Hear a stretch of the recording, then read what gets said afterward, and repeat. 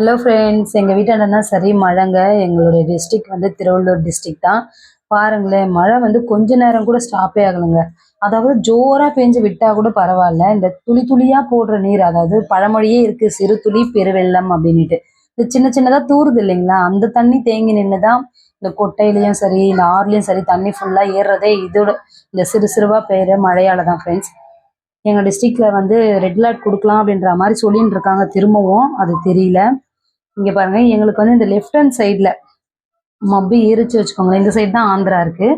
இந்த left hand சைடில் மப்பு ஏறினாலே கண்டிப்பாக எங்களுக்கு தான் மழை இருக்குது. எப்பவுமே நாங்கள் அதை பார்த்து தான் சொல்லுவோமே மழை இருக்குது கன்ஃபார்ம் அப்படின்ட்டு. மற்ற எந்த சைடில் மப்பு ஸ்டார்ட் ஆனாலும் அது வந்து கவலை இல்லை. இந்த மழை டைமில் ரொம்ப பெரிய பிரச்சனை துணி தாங்க. பாருங்கள், வெளியே கொஞ்சம் காய போட்டிருக்கேன்னா அது கொஞ்சம் காற்று ஆறுனதுக்கப்புறம் எடுத்துகிட்டு வந்து உள்ளே போட்டுடுவேன். இந்த ஓட்டுல என்ன பாருங்களேன், சொட்டு சொட்டா நீர் இருக்கு. ஆமாங்க, ஓதோன்னு சொல்லுவாங்கல்ல, அந்த மாதிரி ஆகுதுங்க. மழை சீசன்ல இப்படிதான் இருக்கும். யார் யாருன்னா இந்த மாதிரி ஓட்டு வீட்டில் இருக்கீங்களோ அவங்க எல்லாருக்கும் கண்டிப்பா தெரியும். சமைக்கும் போது என்ன ஆகுதுன்னா அந்த சொட்டு கீழே விழுது. இந்த பழம் எல்லாம் காலி ஆயிடுச்சுங்க. மரத்துல இருந்து 2 கொய்யாக்கா மட்டும் பறிச்சு எடுத்துட்டு வந்து வச்சிருக்கேன். இங்க பாருங்க, அடிக்கிற மழையில எல்லார் வீட்லயும் கார்த்திகை தீபத்துக்கு விளக்கேத்த ஸ்டார்ட் பண்ணிட்டாங்க. தம்பியை போவாதடான்னு சொன்னாலும் அவன் மதிக்கலைங்க. அவனுக்கு இன்னைக்குதான் ஃபர்ஸ்ட் தண்ணி வந்து ஊத்திருக்கேன்.